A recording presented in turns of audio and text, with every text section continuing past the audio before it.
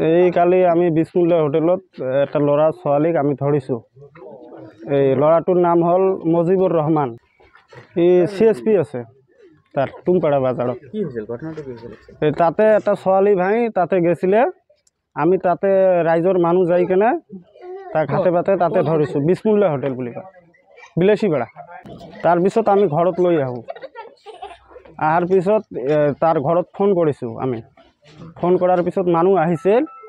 আহাৰ পিছত তাই কৈছিল যে আমি কিবা একটা মিল মশলা কৰিম আৰ কি। কৰাৰ পিছত এইটো হোৱা নাই আৰ কি। তাৰপিছত ৰাতি বিলাসীপাড়া থানাৰ পৰা পুলিশ প্ৰশাসন আসছিল। আসাৰ পিছত আমি কৈছিলোঁ যে ছোৱালী আৰু ল'ৰাক দুটাকে নিয়ে যাব লাগে, তাই এটাকে লৈ যাব। আমাৰ মানে ল'ৰাটোক লৈ যাব, ছোৱালীটোক তাতে ইয়াতে ৰাখি যাব। আমি ৰাইজৰ পৰা কৈছোঁ মানে ছোৱালী আৰু ল'ৰাক দুটাকে লৈ যাব লাগিব।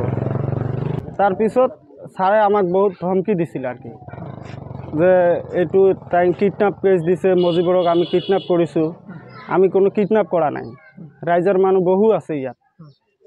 তাৰপিছত কৈছিল যে আপোনাৰ কি মজিবুৰক লৈ গৈছে থানাত, আৰু কৈ গৈছে যে আজি 9টা বজাত যাব বুলি কৈ গৈছে।